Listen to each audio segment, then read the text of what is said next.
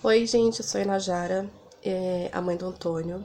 O Antônio, ele é autista de grau leve, também tem TDAH e sofre também com ansiedade. Eu decidi fazer um blog e também fazer alguns vídeos no YouTube falando sobre todas as experiências que eu já tive e que eu ainda tenho com ele, que vai ser pro resto da vida, basicamente. Eu decidi fazer isso porque no começo, desde todo o início, assim, somente com as suspeitas, eu não tive orientação. Assim, algumas pessoas falam umas coisas, outras falam outras, e eu acabei aprendendo mais com outras mães de crianças autistas do que realmente com os especialistas. Então, eu vou falar como foi para eu conseguir um diagnóstico. Eu vou falar sobre coisas que a gente passa, que a gente tem dificuldade. E vou falar também sobre todos os especialistas que você tem que buscar e todo aquele processo que você tem que insistir para conseguir um diagnóstico real. Esse primeiro vídeo eu vou falar como foi para eu conseguir o diagnóstico e como foram as minhas suspeitas. Basicamente, a primeira infância dele foi muito acelerada, vamos dizer assim. Ele era aquela criança que era surreal, sabe? Ele começou a andar com 8 meses apenas. Eu nem lembro exatamente quando ele começou a falar, porque ele sempre falou certinho, sabe? De forma muito correta. E sempre argumentou muito, parecendo um mini adulto, vamos dizer assim, sabe? Ele sempre foi muito articulado com as palavras.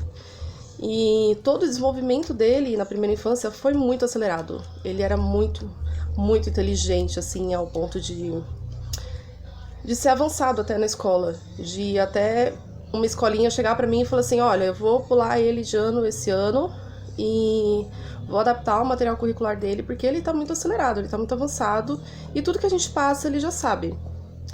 Então, assim, tinha algumas coisas em casa que eu achava que eram só complicações de toda mãe, que toda mãe passa com o filho. Por exemplo, dificuldade para dormir. Ele tinha muito. Era coisa de eu fazer aquelas técnicas de super nanny, porque eu não conseguia outro tipo de técnica. De pegar e colocar na cama umas 50 vezes, sem exagero, sabe? Em uma noite só. Até ele finalmente dormir. Então eu achava que ele só tinha essas dificuldades, que era só. Que ele só era uma criança mais difícil, sabe? Como todo mundo pensa. E eu comecei a reparar em algumas coisas quando isso estava interferindo na convivência dele com outras crianças. Por exemplo, num parque de diversões, ao invés dele sempre ir brincar com uma criança, eu que estimulava ele. Ah, vai lá, vai brincar com aquela criança. Ele parece ser legal, por que você não tenta conversar com ele? E aí ele já ia logo depois que eu falava. Ele nunca contestou. Ele sempre ia lá e tentava diretamente. E eu já achava isso um pouco diferente. Também nos brinquedos, em questão a brinquedos.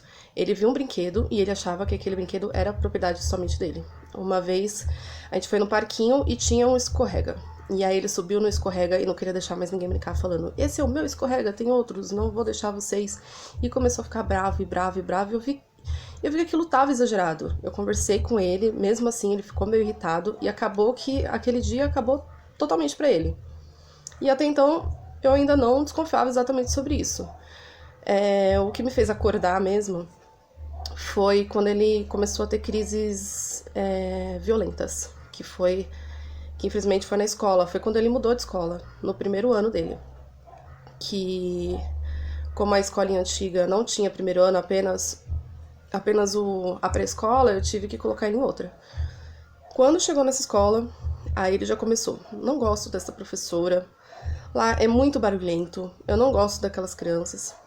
E até que chegou ao ponto que eu fui chamada pelo conselho tutelar. Eu nem sabia o que tinha acontecido, a escola nem tinha me informado. E isso vai ser um vídeo que eu vou falar especificamente só sobre educação e sobre escola, que é toda uma complicação enorme e que a gente sofreu muito com isso. Mas, basicamente, o conselho tutelar me chamou porque ele tinha agredido uma menininha na sala de aula. Ele tinha jogado uma carteira nela. E aí, quando eu fui procurar saber na escola, eles falaram: então, ele teve como se fosse uma crise de raiva e começou a lançar cadeiras em todo mundo. E aí acertou essa menininha e os pais devem ter ido ao conselho. Nem foi à escola. Daí eu comecei todo aquele processo de, vocês têm que me informar tudo que tá acontecendo e tudo mais. E eu fui chamada lá no conselho com todo aquele medo, né? Tipo, o que tá acontecendo, o que certo vai acontecer. Mas, na verdade, foi uma coisa maravilhosa. Foi uma das melhores coisas que aconteceram, porque eles me orientaram. Eles falaram, olha, tipo, isso não é comum. Você deveria averiguar, ver o que tá acontecendo com ele, por que será que ele tá agindo dessa forma, procurar um especialista. E é isso que a gente vai fazer, a gente só vai te orientar mesmo nessa primeira situação, a não ser que fosse algo mais grave, então acho melhor você fazer isso. Então, daí, o psicólogo basicamente falou sobre todas essas possibilidades e que eu deveria observar mais ele, sabe? Ver se ele tinha alguns sinais de algo diferente e coisas do tipo. E foi aí que eu comecei a pesquisar mais sobre os assuntos. Fui ver sobre várias possíveis causas. Li bastante, vi muita coisa. E eu achava que ele se enquadrava muito no TDAH e no autismo. E assim, os dois, eles meio que... Como eu vou explicar? Eles meio que destoam um do outro, sabe? Ou então, um tem uma característica tão forte e o outro não tão forte, que acaba meio que invisibilizando o outro, sabe? Então, o que acontece? Eu fui atrás desse psiquiatra e tudo mais. O primeiro psiquiatra, basicamente, me falou que ele não tinha nada. Que tava tudo bem e que eu estava vendo coisas onde não tinha, que talvez ele tivesse acontecido alguma coisa. E aí começou toda essa luta de tentar saber exatamente o que era. O segundo especialista que eu fui ver foi uma neuro. E ela fez um exame muito bom, na realidade, que era um exame com sono induzido. Essas coisas que, tipo, os nomes dos exames e tudo mais, eu vou falar a respeito depois, tá? Aqui eu só tô contando mais sobre a história mesmo. E aí, através desse exame, ele ficou sabendo que a mente dele era aquela mente que não parava mesmo quando ele estava dormindo. E que ele tinha um sono muito leve. E também eles fazem pra saber se a criança tem algum tipo de epilepsia. E ainda bem que não apareceu nada a respeito disso. Só confirmou o TDAH mesmo. Mas nem todos também saem em exames. Vamos ser bem realistas, a maioria não sai. Mas no caso dele, o caso dele era de uma hiperatividade muito, muito grande, então acabou saindo até mesmo no exame. Aí, nisso começou. Então, levei o exame. Então é esse o diagnóstico. Ele tem TDAH. O autismo, eu não vejo o porquê da suspeita do autismo. Até então. Ele não apresenta... Não mostra nada aqui pra mim, sabe? Basicamente é assim. No consultório, eles parecem que são outra criança. Até um certo ponto, né? No meu caso. Mas no consultório ele sempre parece outra criança. Você vai lá e fala, olha, ele não faz tal coisa. Aí ele começa a fazer na frente do doutor. Aí você fica, não tô acreditando nisso. Mas era mais ou menos isso que acontecia. Daí foi todo um processo. Aí ele começou com medicação. E a medicação, no fim, tava fazendo muito mais mal. Porque, na verdade, ela não podia ser tomada por conta do autismo. E isso ia aumentar ainda mais as crises dele. Só que não tinha como eu saber disso. Então, foi, assim, o pior ano das nossas vidas, eu vou ser bem sincera. Ele chegava a ser mandado de volta pra casa assim que chegava na escola, porque tinha acabado de ter uma crise. Foi mais ou menos assim. Eu tinha que assistir aulas com ele, porque ele não conseguia estar lá se eu não estivesse lá. Então, foi assim, foi um ano terrível, terrível, terrível, com uma crise atrás da outra. E era coisa assim, a mais importante que eu acho que teve, a crise mais forte, foi uma que ele voltou de um dia da escola e aí não estava falando. E assim, como ele tem hiperatividade, ele fala o tempo inteiro, assim, ele é muito elétrico. Então ele fala muito, muito mesmo. E ele não tava falando nada. E aí eu tentei conversar com ele e ele não queria falar, Ele foi lá, pegou assim as perninhas, abraçou e depois abraçou um urso meu e botou a cabeça pra baixo e acabou. Se eu encostasse nele, ele tentava me agredir. Se alguém encostasse, ele tentava me agredir. Eu tive que pedir ajuda de pessoas mais fortes, porque eu não conseguia pegar ele. Ficou assim, uma força extraordinária, sabe? Fora do comum. E assim que eu levei ele no médico, porque eu não sabia mais o que fazer, os médicos me perguntaram, ele é autista? E aí eu falei assim, olha, eu tenho essa suspeita, mas de acordo com os médicos, não. Aí eles falaram, bom, isso com certeza é uma crise de autismo. Aí e eu fiquei toda naquela, mas o que eu posso fazer? Porque ele não tá falando, ele não é assim, eu não sei se aconteceu algo grave na escola. E a escola, ela fecha, porque ele vem de perua. Então a escola já tava fechada, não tinha nem como eu ligar lá e perguntar, sabe? Aconteceu alguma coisa na escola? Eu cheguei a perguntar pra perua, e ele falou que na perua ele já chegou assim, ele já tava dessa forma. E aí eu só fiquei sabendo no outro dia sobre a escola, que alguém tinha tentado agredir ele, e aí ele ficou nervoso, empurrou a pessoa e depois ficou num canto. E nem me comunicaram nada, porque eles estavam tão, assim, acostumados, sabe? Com ele tendo crises meio que o tempo inteiro, que algumas eles acabavam que nem me comunicavam. E mesmo sendo totalmente errado. Mas, enfim, e aí esses especialistas ficaram nisso. E eles falaram, ó, o que a gente pode fazer é internar ele e deixar ele no calmante. E aí eu, não vou aceitar isso. Eu prefiro assinar que eu me responsabilizo e vou levar ele pra casa. Eu fiquei tentando acalmar ele enquanto eu tava na espera até da consulta. Tentei acalmar ele assim que a gente tava saindo. Consegui, finalmente, tranquilizar ele. E aí a gente foi pra casa. Só que aí eu fiquei, tem algo muito errado nisso. Não é possível. Não é só uma desconfiança minha. Eu preciso ir atrás de um especialista real. Foi aí que eu comecei a pagar por fora, sabe? Por fora do plano de saúde, porque não tinha outro especialista no plano de saúde que eu tinha. E aí eu paguei por fora, que se dizia especialista e tudo mais, e ele falou que ele não era, que ali na frente dele estava mostrando pra ele que não era. E não me pediu nada, pra variar. Ele só falou, você tem que continuar ficar de olho nele, mas basicamente é TDAH mesmo.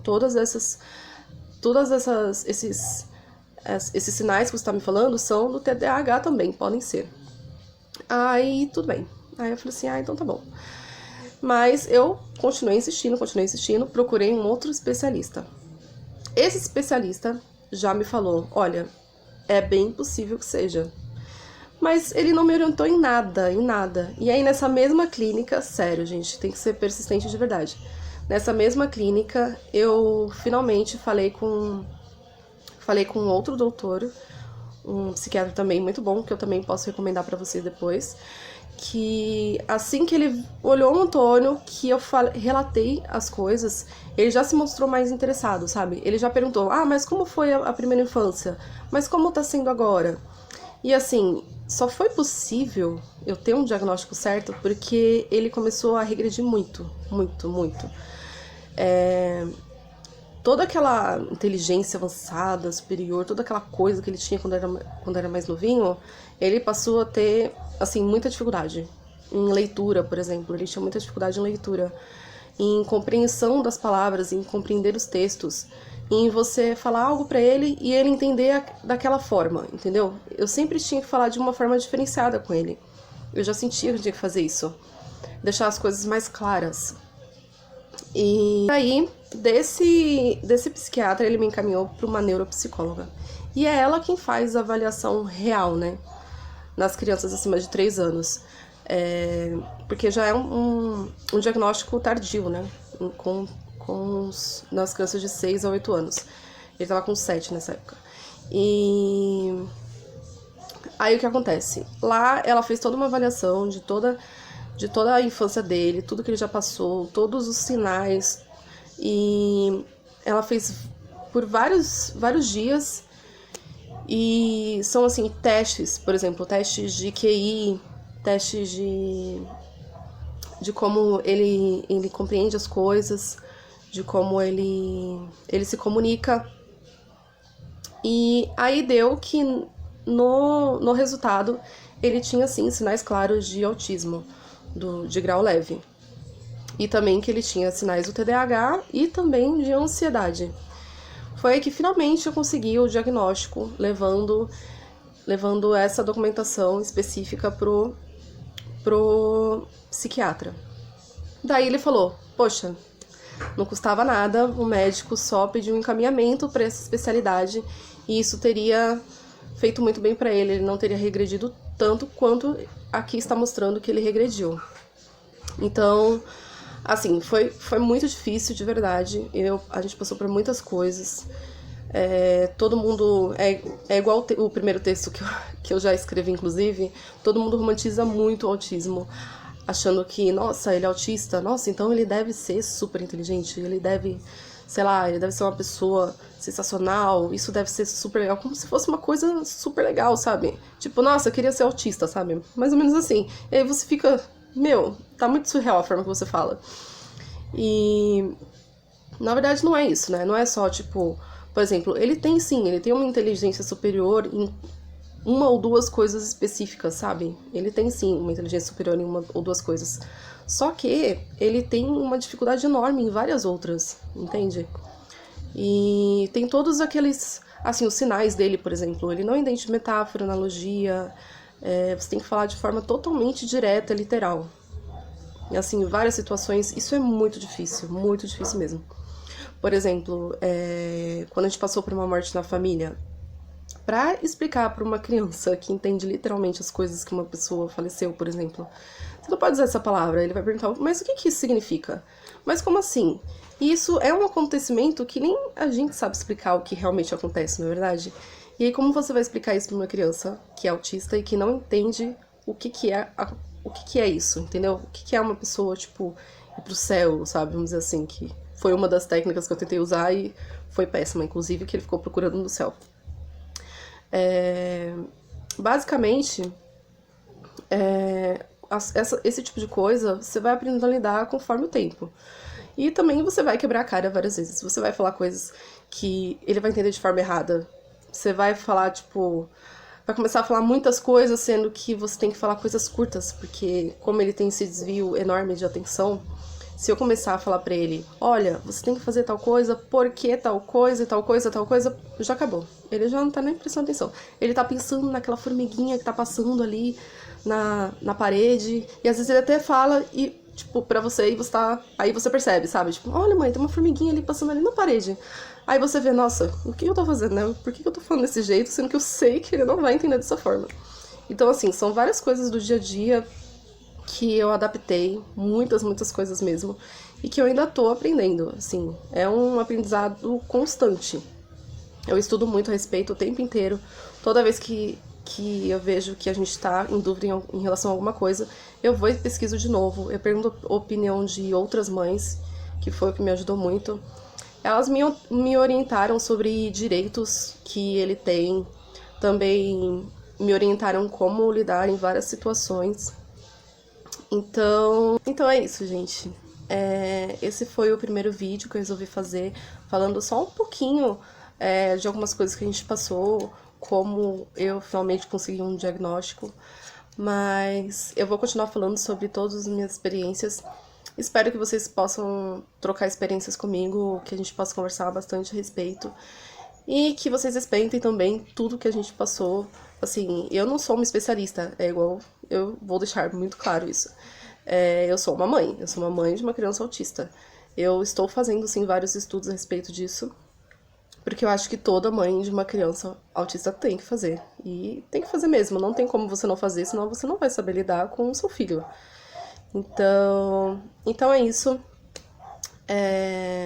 Qualquer pergunta que vocês tenham pra mim, podem perguntar, eu vou responder com certeza.